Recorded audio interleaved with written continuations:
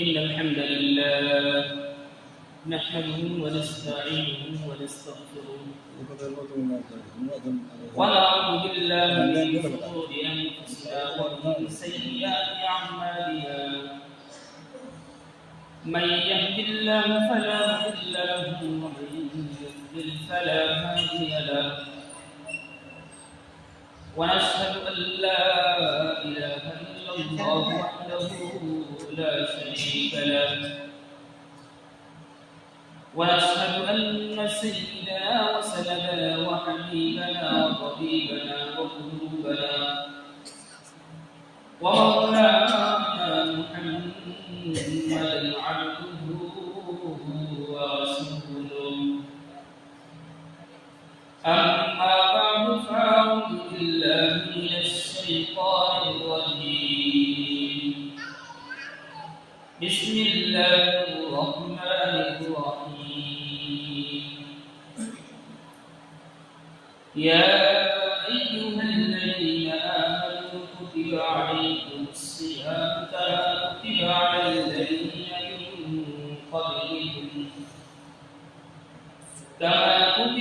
الذين من قبلكم لعلكم تتقون وقال تعالى فمن شهد منكم الشهر فليصم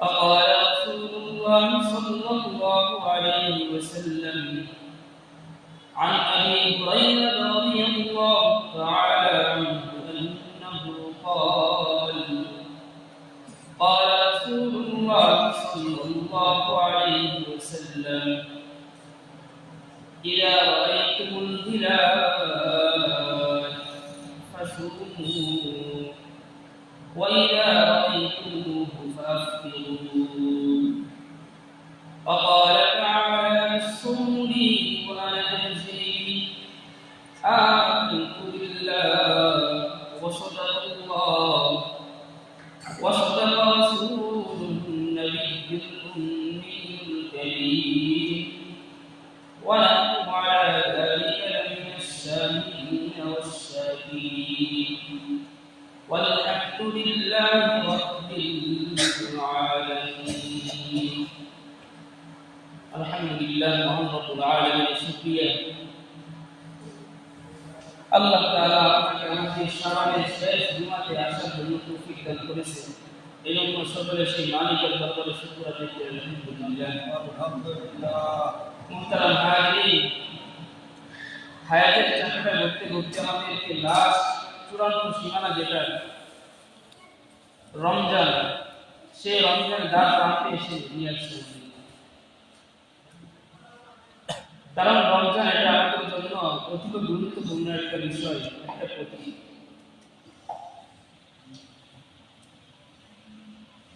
কয়েক জুমা থেকে বলে আসা হচ্ছে যে রমজান উপলক্ষ করে সব ইন্তজাম সব ব্যবস্থাপনা রজব গেছে শাবান গেছে বিরাতে সব সময় আমরা দোয়া করছি মুমিন যারা আছি আল্লাহ রমজান পর্যন্ত হায়াত বাড়াও সেই রমজানটা একেবারে সামনে আসছে আমাদের তো সেই রমজানটা আসার কারণে আমরা মুমিন জাতি যারা আছি মুসলিম জাতি যারা আছে আমরা খুব ফখরের একটা বিষয় আমাদের জন্য কারণ কেন ব্যবসায়ীদের একটা ব্যবসার মৌসুম থাকবে ওরকম ভাবে মুমিন জাতি যারা আছে ইমানদার ব্যক্তি যারা আছে ওদের আমলনামাটাকে ভারী করার একটা মৌসুম আছে সেই মৌসুমটা কি সেই মৌসুমটা হচ্ছে রমাদানুল মুবারক এই রমজান মাস কোন মুমিন ব্যক্তি যদি পান কোন ইমানদার ব্যক্তি যদি রমজানটা পান তো তার আমলনামা অন্যদের তুলনায় অনেক পরিমাণ ভারী হয়ে যায় যদি সেই মুমিন ব্যক্তি রমজানটাকে কদর করতে পারে তাহলে পারে আর কদর না করতে পারলে অন্য ব্যক্তি হতভাগা যারা আছে ওদের হালতটা যেমন আমি আপনি সেই একই অবস্থান নিজের মধ্যে পয়দা করি তো দেখা গেছে তার মধ্যে আর আমার মধ্যে কোনো ইফতিরাক বেঁধে গেল। তো তো আমি যদি নিজের রমজানকে কদরদানি করতে চাই, তো আমাদের কিছু কাজ বৈশিষ্ট্যমণ্ডিত করা লাগবে। সেগুলো কি কি? আল্লাহ তাআলা নিজেই ফরমান, বান্দা যখন রমজান মাস আসে, এই রমজান মাস আসার কারণে তুমি নিজে মুত্তাকি বলিল। গত সপ্তাহে বলা হয়েছে তাকওয়ার মধ্যে একটা আলোচনা হয়েছে। কারণ মুত্তাকি হলে ফায়দা কি? মুত্তাকি যদি কোনো ব্যক্তি বলতে পারে, তো মুত্তাকির জন্য রমজান পালন করা সহজ। মুত্তাকি তো সেই ব্যক্তিকে বলা হয় যে নিজেকে গুনাহ থেকে মুক্ত করে আল্লাহ তাআলার জন্য সানা করে দেয়, ফিদা করে দেয়। আর যদি নিজেকে মুত্তাকি যদি না বলতে পারি, নিজেকে যদি মুত্তাকি যদি না বানাইতে পারি, তো আমার রমজানটা ওই সমস্ত ব্যক্তির রমজানের মতো রমজান হবে যারা রমজান পাওয়া সত্ত্বেও আল্লাহ নবী সাল্লাল্লাহু আলাইহি ওয়াসাল্লাম যাদেরকে হতভাগা বলে স্বীকৃতি দিয়েছে।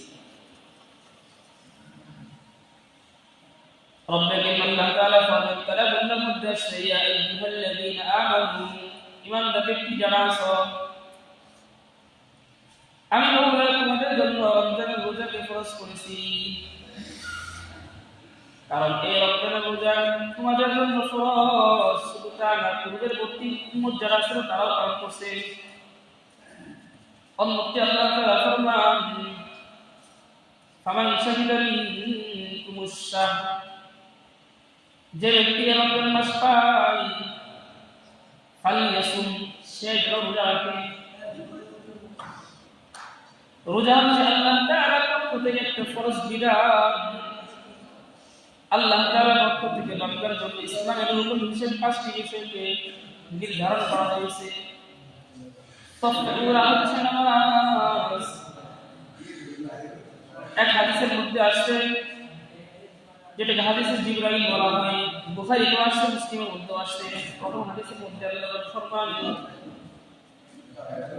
আল্লাহ নবী সাল্লাল্লাহু আলাইহি ওয়াসাল্লামের নিকট জিবরাইল এসে বলে, ও আল্লাহর নবী, আমাকে প্রথম ইসলাম শিখান, মাল ঈমান, ঈমান শিখান। আল্লাহ নবী সাল্লাল্লাহু আলাইহি ওয়াসাল্লাম ঈমান শিখানোর পর যখন ইসলাম শিখাইতে যান, আল্লাহ নবী বলেন, ওয়া আকিমিস সালাত, নামাজ কায়েম করো, ওয়া ইতাইজ যাকাত, যাকাত দাও, ওয়া সাওমি রমাদান, রমজান মাস যখন আসে তখন তোমরা রোজা পালন করো। এই রমজান আল্লাহ নবীর হাদিস দ্বারা পাই, এই রমজানের মধ্যে রোজা পালন করতে হবে। আর আল্লাহ কথা দ্বারা পাই, তোমরা রোজা পালন করো। কোরআনে বলে রোজা রাখতে বলছে, আর আল্লাহ নবী সাল্লাল্লাহু আলাইহি ওয়াসাল্লাম সেটা ব্যাখ্যা করে বলতেছেন, সেই রোজাটা যে রাখবা সেটা রমজানের মধ্যে রাখবা। আর রমজানের মধ্যে যে রোজাটা রাখা সেটা হচ্ছে তোমাদের জন্য ফরজ রোজা। এটার গুরুত্ব কেমন? এটার গুরুত্ব বুঝতে গেলে আগে মুমিন জাতি আমরা যারা আছি আমাদের নিজের শান মান বুঝতে হবে। কারণ মুমিন জাতি যদি তার নিজের শান যদি না বোঝে, সে এই রমজানের রোজার কদর বুঝতে পারবে না। পূর্বে একটা হাদিস বলা হয়েছিল পূর্বের সপ্তাহে, সেটা হচ্ছে মুমিন ব্যক্তি যখন রমজান মাস পায়, সে যখন কোনো একটা নফল ইবাদত করে, সেই নফলটা আল্লাহ তাআলা ফরজের দামে খরিদ করে দেয়। একটা ফরজকে 70টা ফরজের সমতুল্য সওয়াব বানায়। তো তার দৃষ্টান্ত স্বরূপ এই রমজানের রোজাদের যেটা আসে, এটার মাহাত্ম্য কি, এটার গুরুত্বটা কি, সেটা না করলে কতটুকু পরিমাণ মুমিন জাতি তার নিজের ঈমানের মধ্যে, তার নিজের আমলের মধ্যে খতরা পয়দা হয়, সেটা বুঝতে গেলে খুব খেয়াল করা লাগবে। সেটা হচ্ছে আল্লাহ নবী সাল্লাল্লাহু আলাইহি ওয়াসাল্লাম হাদিসের মধ্যে ফরমান, দাইমান মুসলিম শরীফের হাদিস, আল্লাহ নবী বলেন, যখন কোনো ব্যক্তি এই রমজান মাসের মধ্যে কোন একটা ব্যক্তি রোজা যদি একটা তরফ করে, অর্থাৎ একটা ছেড়ে দেয়, তো সে ব্যক্তি একটা রোজা ছেড়ে দেওয়ার কারণে সারাটা মাস অথবা সারাটা বছর যদি রোজা রাখে, হাদিসের শব্দ কানা কাসুমুদ্দিন, অর্থাৎ সম্পূর্ণ বছর যদি একটা রোজা রাখে, একটা রোজার কাফারা স্বরূপ তার সেই একটা রোজার সমতুল্য সে সওয়াব অর্জন করতে পারবে। বুঝা গেল? একটা রোজা পালনের মাহাত্ম্য গুরুত্ব এত পরিমাণ, সারা বছর রোজা রাখলেও যে রোজার কোনো সমপরিমাণ সওয়াব অর্জন করা সম্ভব না, তো সেই রোজাটা আমি আর আপনি তরফ করে ফেলি, তো আমার মতো হতভাগা তো দুনিয়ার রোজা কেউ থাকতে পারে না। তা সত্ত্বেও আমরা এমন জাতি, রমজান মাস আসার পরেও, ইবাদতের মৌসুম আসার পরেও রমজানের মধ্যে তরফ করবো তো করবোই, তার আমি শুদ্ধ তরফ করি। রোজা কেমনে তরফ করি? ছোটখাটো একটা তুচ্ছ বিষয় নিয়ে আমরা রমজানের রোজাকে বাদ দিয়ে দিই। ইসমে আজম বলা হয় একটা কথা, কোন ব্যক্তি যদি নিজের প্রতি ইসমে আজম করে নেয়, ইসমে আজম করার কারণে তার জন্য প্রত্যেকটা কাজ তার জন্য সহজ হয়ে যায়। কেমন সহজ হয়ে যায়? যখন কোন একটা ব্যক্তি খুব সতর্কতার সাথে এবং নিজের প্রতি নিজের জান প্রাণ মেহনত করে যখন কোন একটা বিষয় ইরাদা করছে করবেই, তো সেই কাজটা করে না, এখন না করার পূর্বে যখন এই নিয়ত করছে, পাকাভুক্ত হয়েছে, তার জন্য সেই কাজ কঠিন হওয়া সত্ত্বেও করাটা অর্ধেক সহজ হয়ে যায়। এটা আমার কথা না, আল্লাহ নবীর কথা। আমাদের বড় একটা কথা বলেন, ইসমে আজম কি? ইসমে আজম এমন একটা জিনিস, কোন ব্যক্তি ইসমে আজম করতে আল্লাহ তাআলার নিকট দোয়া করে, তো তার দোয়াটা আল্লাহ তাআলা কবুল করে। ইসমে আজম একটা ঘটনা মনে পড়ল। আল্লাহ নবী সাল্লাল্লাহু আলাইহি ওয়াসাল্লামের আল্লাহর ওলি ছিলেন, ওনার এক সাহাবী ওনার নিকট আসছে, এসে বলতেছেন, হযরত আমাকে ইসমে আজম শিখিয়ে। ইসমে আজমটা কি? ইসমে আজম শিখতে হলে তোমার একটা কাজ করা লাগবে। তার সাগরিদকে বলতেছে, ইসমে আজম এমন একটা জিনিস, সেটা শিখতে হলে তুমি অমুক বাজারে চলে যাও। বাজারে যাওয়ার পর সেই বাজারের মধ্যে দেখবা একজন লোক আসবে, সকাল থেকে শুরু করে সন্ধ্যা পর্যন্ত সেই বাজারে দাঁড়ায় আছে। দাঁড়ায় থাকার পর যখন সন্ধ্যা হয়ে গেছে, দেখে একটা বৃদ্ধ লোক মাথায় করে এবং সেই গাড়ি দিয়ে নিজের কাঁধে বহন করে লাঠি নিয়ে আসতেছে। একদল যুবক সেই লোকটাকে এমন ভাবে প্রহার করলো, সে রক্তক্ষরণ হলো। পাশাপাশি তার লাঠি যেগুলো ছিল সারাটা দিনের কষ্টে যেগুলো অর্জন করছে সেগুলো নিয়ে চলে গেল। লোকটি মনে মনে খুব রাগ করলো এবং তার প্রতি বিদ্বেষ পোষণ করলো, নিজেকে নিয়ন্ত্রণ করতে পারলো না। রাত্রে যখন ফিরছে তার সাহেবের কাছে বলতেছেন যে সেই বাজারে গেছিলা, যাওয়ার পর কি করছো, ওখানে কি দেখতে পাইছো? বলতেছেন, সকাল থেকে শুরু করে সন্ধ্যা পর্যন্ত যখন আমি এমন এমন হালাত দেখলাম, তার মধ্যে আশ্চর্যজনক এই কাজটা যখন দেখলাম, আমি নিজেকে নিয়ন্ত্রণ করতে পারলাম না। কারণ কেন? সেই লোকটা বৃদ্ধের লাঠিগুলো নিচে ঠিক আছে, কিন্তু সেই বৃদ্ধ লোকটাকে কেন মারবে?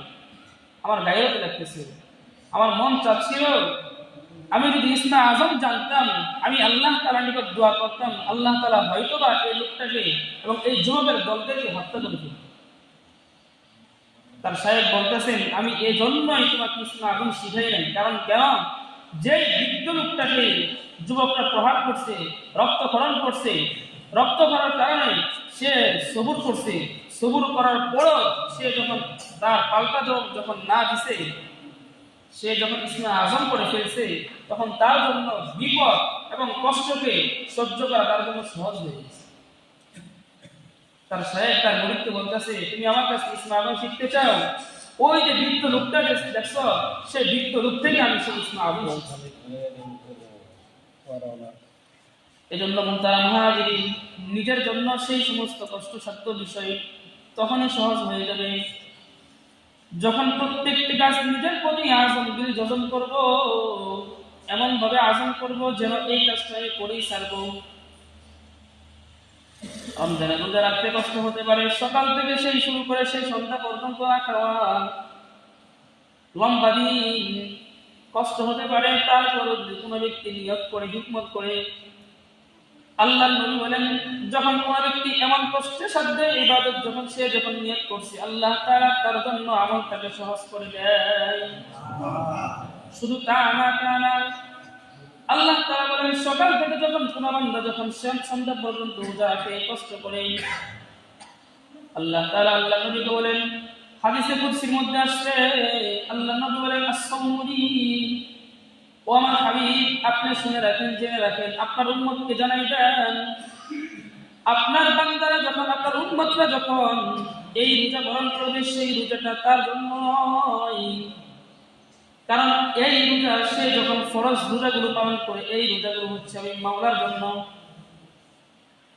আমি মাওলা তাকে ওই সমস্ত হালাল জিনিস থেকে পৃথক করছি যেগুলো তার জন্য হালাল ছিল, তা সত্ত্বেও সে যখন এগুলো থেকে বেঁচে থাকে আমি মাওলার জন্য ফানা হয়েছে, আমি মাওলা তার জন্য এমন প্রতিদান দিব যার প্রতিদান আমি স্বয়ং রব্বুল আলামিন যথেষ্ট হয়ে যাব। আল্লাহ বলেন যখন কোন ব্যক্তি সকাল থেকে শুরু করে সন্ধ্যা পর্যন্ত যখন রোজা রাখে, এটার একটা কষ্ট, এটার একটা পরিশ্রমের মায়না কি হতে পারে? আল্লাহ তাআলা বলেন এর পরিশ্রমের জন্য আমি মাওলা তার জন্য যথেষ্ট হয়ে যাব। বলতে পারেন কি পরিশ্রম দিব আল্লাহ তাআলা? হাদিসের মধ্যে আসে আজজিবি, তার প্রতিদান দিব। কি দিব সেটা আল্লাহ তাআলাই ভালো জানে। হতে পারে আল্লাহ তাআলা আমার গুনাহকে মাফ করে জান্নাত দিতে পারে, হতে পারে আল্লাহ তাআলা আমার প্রতি ইহসান করে আমার গুনাহ মাফ করাইতে পারে, হতে পারে আল্লাহ তাআলা আমাকে জাহান্নামের দস্তর থেকে নাম কেটে জান্নাতে দস্তর লিখতে পারে। এর চেয়ে প্রতিদান আর কি হতে পারে? আর হাদিসের মধ্যে আসছে, বুখারীর হাদিস, আল্লাহ নবী বলেন এই রোজাটা হচ্ছে একটা ডাল শুরু। ডাল কেন? মানুষ যখন একে অপরকে যখন রক্তে রঞ্জিত করতে যায় তখন সে ব্যক্তি নিজেকে রক্ষার জন্য ডালকে শুকে দেয় যেন সে নিজেকে আত্মরক্ষা করতে পারে। ঠিক তদুরূপ বান্দা যখন রমজান মাসে রোজা যখন রাখে, আল্লাহ নবী বলেন এই রোজাটা বান্দাকে জাহান্নাম থেকে মুক্তির জন্য, এই রোজাটা সে ব্যক্তির জন্য ডাল শুরু। জাহান্নামী হয়ে গেছি, মাফ করাবো কিভাবে?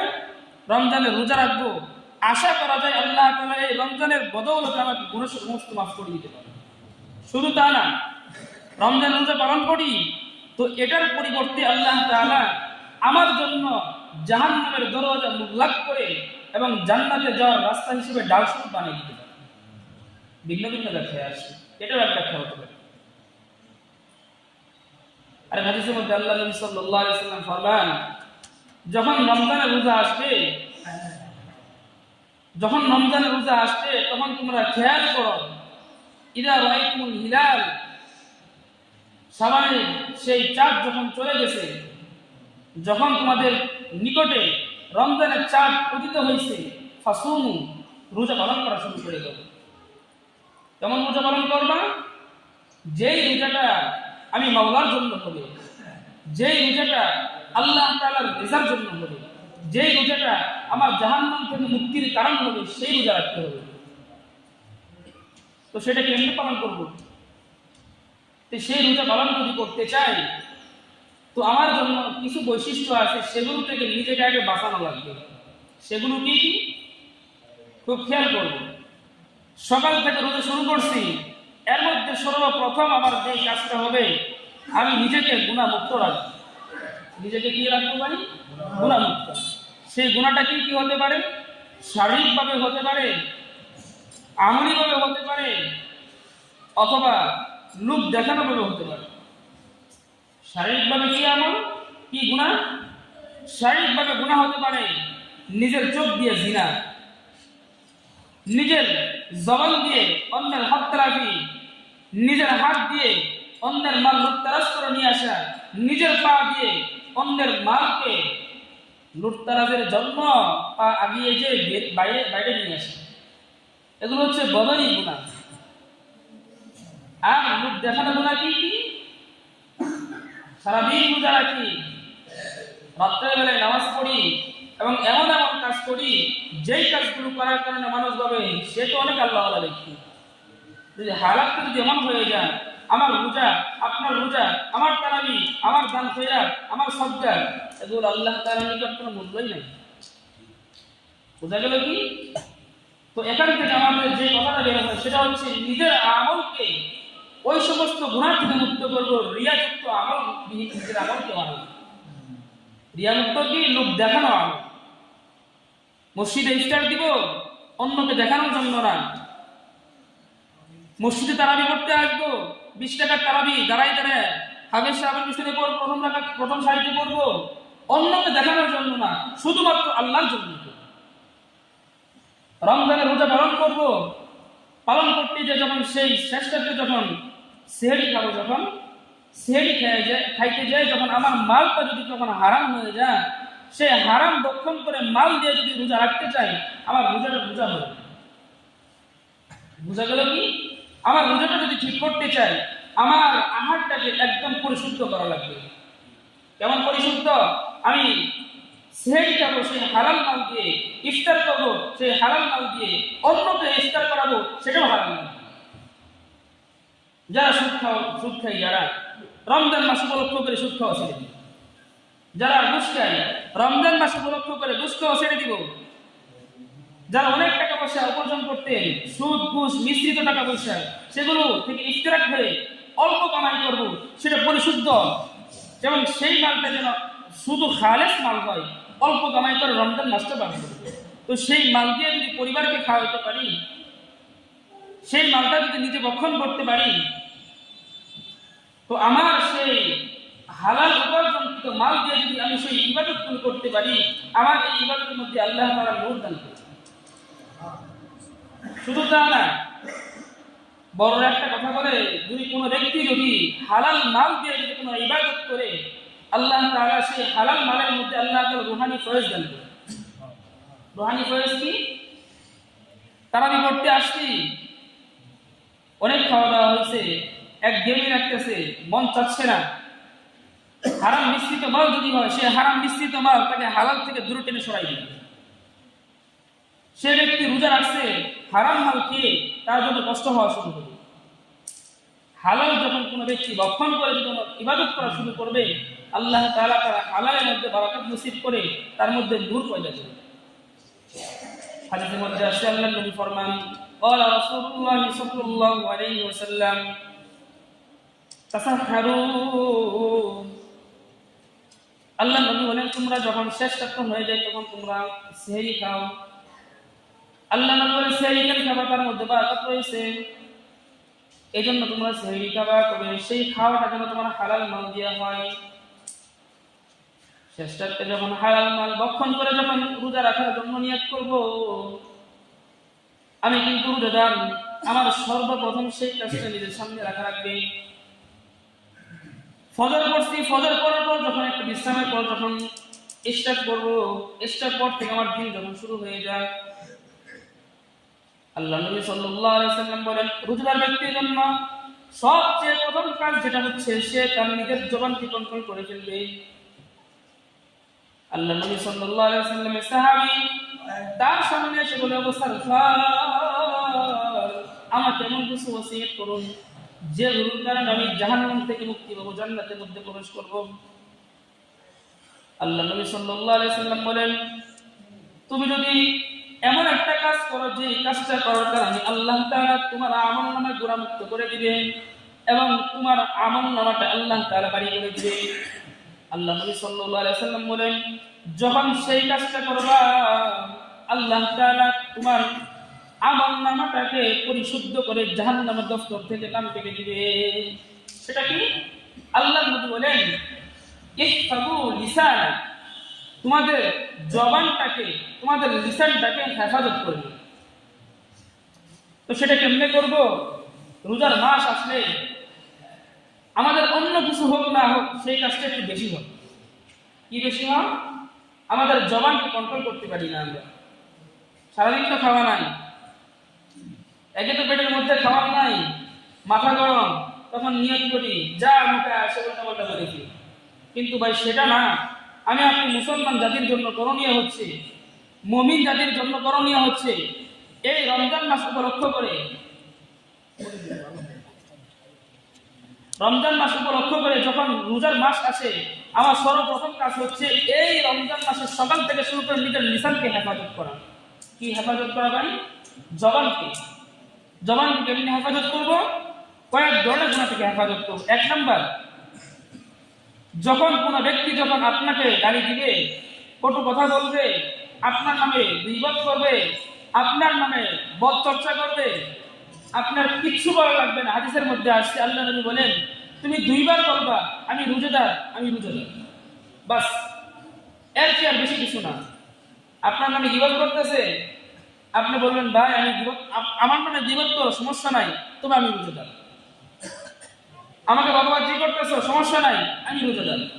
হাদিসের মধ্যে আসছে 2 বার আল্লাহ নবী সাল্লাল্লাহু আলাইহি ওয়াসাল্লাম এটা সাহাবাদেরকে আমল শিখিয়েছেন। 1 নম্বর, নিজের জবানকে হেফাজত করবো, এমন ভাবে হেফাজত করবো আমার জবান দ্বারা যেন কোনো ব্যক্তির জন্য গীবত যেন না হয়, আমার জবান দ্বারা কোনো ব্যক্তির জন্য কোনো গালিও যেন না বের হয়। গীবতটা কি? আল্লাহ নবী বলেন আল গীবাতু আশাদ্দু মিনাজ জিনা। কোন ব্যক্তি যদি গীবত করে, সে ব্যক্তি এমন একটা ভয়ঙ্কর অপরাধ করলো, জিনা করলে যেরকম শাস্তি, তার চেয়ে বড় শাস্তি হচ্ছে গীবত করা। সেটা রমজানের বাইরে, সেটা যদি রমজানের মধ্যে হয় তো কি অবস্থা? তারাই কিন্তু সাজাই বর্ণনা করে আমরা অনেক শুনছি। সেটা কি? একটা নফল করবো, ফরজ সওয়াব দিবে, একটা ফরজ করবো, 70টা ফরজ সওয়াব দিবে। কিন্তু এখন সেই হিসেবে এটা হিসাব করি তো রমজানের বাইরে জীবন করলে যদি জিনার চেয়ে মারাত্মক গুনাহ হয়, তো রমজানের মধ্যে জীবন করলে কি অবস্থা হতে পারে? বুঝা গেল কি? মুখের জবানটা কন্ট্রোল করবো, নিজের জবান দিয়ে অন্য কষ্ট দিবও না, অন্যান্য বিপদ করবো না, এবং নিজের জবান দিয়ে অন্যের ভাই, নিজের ভাই, পরিবার, সমাজ এবং আত্মীয় স্বজন যারা আছে সমষ্টিগতভাবে কাউকে হত্যারাফিয়ে বলবো। পারা যাবে ইনশাআল্লাহ। 1 নম্বর কাজ। 2 নম্বর যে কাজ করবো, আল্লাহ নবী বলেন রমজান মাস যখন আসে, রমজান মাস আসার কারণে তোমাদের 2 নম্বর কাজ হচ্ছে তোমরা ফরজ নামাজকে তোমরা একদম এমন ভাবে আটকে ধরো, নিজের জীবনের পাপি হিসেবে গ্রহণ করে দাও। ফরজ নামাজ, রাতের তারাবি পড়ি কিন্তু ফরজের খবর নেই। তারাবি আগে না ফরজ আগে? ফরজ। বুঝা গেল কি? তারাবিও করবো, তারাবি পড়ার আগে ফরজকে ঠিক করবো। 5 ওয়াক্ত নামাজ খুব সুনিশ্চিত এমন ভাবে ঠিক করবো যেন আমার দ্বারা কোনো একটা নামাজ যেন না আসবে। অন্য সময় পড়ি বা না পড়ি, কিন্তু রমজান মাস আসার কারণে মুমিনের ইবাদত আস্তে আস্তে বাইরে যাবে।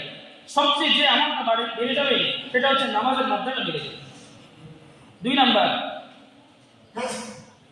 1 নাম্বার বলা হচ্ছে নিজের জবান কন্ট্রোল করা, 2 নাম্বার নিজের ফরজ নামাজগুলোকে হেফাজত করা, 3 নাম্বার আল্লাহ নবী বলেন ফাসুমু লাইলাহা ওয়া কিয়ামু নাহারা।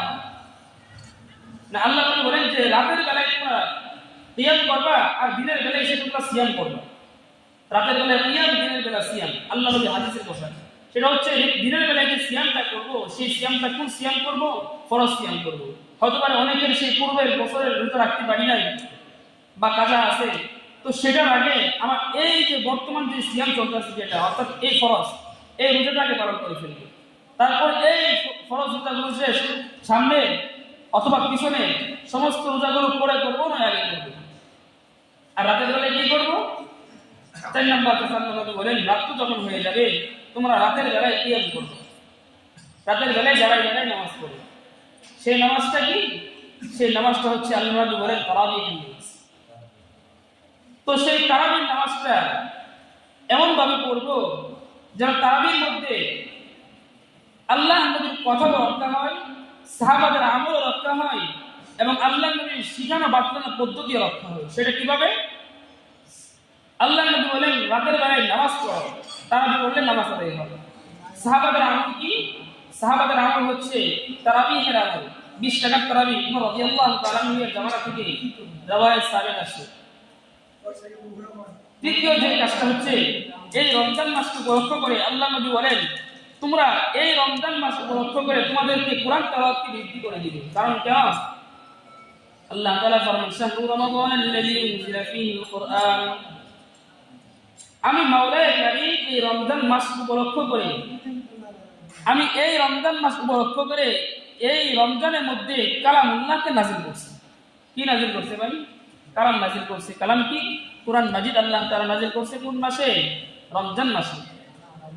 কুরআনের হক হিসেবে এই রমজান মাসের মধ্যে আমার আপনার জন্য জিম্মাদারি হচ্ছে আর কিছু করি না করি এই কুরআনটাকে নিজের জিম্মাদারির জন্য নিয়ে নিই। কুরআনের হক কিছু যদি নাও করি অন্তত পক্ষে 40 দিনের মধ্যে একটা বার করে প্রথম দাও। আমাদের বছর কি বছর হয়ে যায়, কোরআন খতমের কোনো প্রশ্নই আসে না। আমাদের বড়রা 3 দিনে, 5 দিনে, 7 দিনে কোরআন খতম করে ফেলছে। আমরা তো দুর্বল, সেটাও যদি না পারি অন্ততপক্ষে পুরো রমজান মাস হিসেবে প্রত্যেক দিন একটা করে পারা যেন করতে পারি, সেই হিম্মত করি ইনশাআল্লাহ। কারণ কেন, পুরো রমজান মাসের মধ্যে 30টা দিন, এই 30টা দিনের মধ্যে প্রতিদিন একটা করে পারা যদি করি তো 30 দিনের 30 পারা হয়ে গেছে। আর যারা না পারি কোরআন শরীফ, যারা কোরআন শরীফ পড়তে যারা না জানি, রমজান হাফেজ সাহেব থাকবে, হুজুররা থাকবে, তো তাদের নিকট থেকে অন্ততপক্ষে নিজের কালামটাকে কয়েকটা সূরা যেন শুদ্ধ করতে পারি সেই চেষ্টা শুরু করে দিব আমরা। কারণ এই রমজান মাস হচ্ছে, এক হচ্ছে রমজান, আর এক হচ্ছে এই রমজান উপলক্ষ করে সিয়াম। রমজান মাসের ফজিলত কি? রমজান মাস উপলক্ষ করে আল্লাহ তাআলা কোরআন নাযিল করছেন, আর এই সিয়াম উপলক্ষ করে আল্লাহ তাআলা বান্দাকে মুত্তাকি হইতে বলছেন।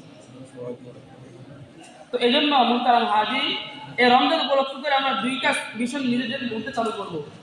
রমজান মাস উপলক্ষ করে নিজের তেলাওয়াতকে চালু করব, আর এই রমজান মাস উপলক্ষ করে আমাদের যে দিনের বেলায় রোজা রাখা লাগবে সেই রোজার হাইসিয়ত হিসেবে নিজেকে গুনাহমুক্ত রাখা। এই 2টা কাজ করা যাবে ইনশাআল্লাহ। আল্লাহ তাআলা আপনাকে আমাকে এই রমজান মাস উপলক্ষ করে সমস্ত গুনাহ বর্জন করে মুত্তাকি হওয়ার তৌফিক দান করুন। সবাই বলি আমিন।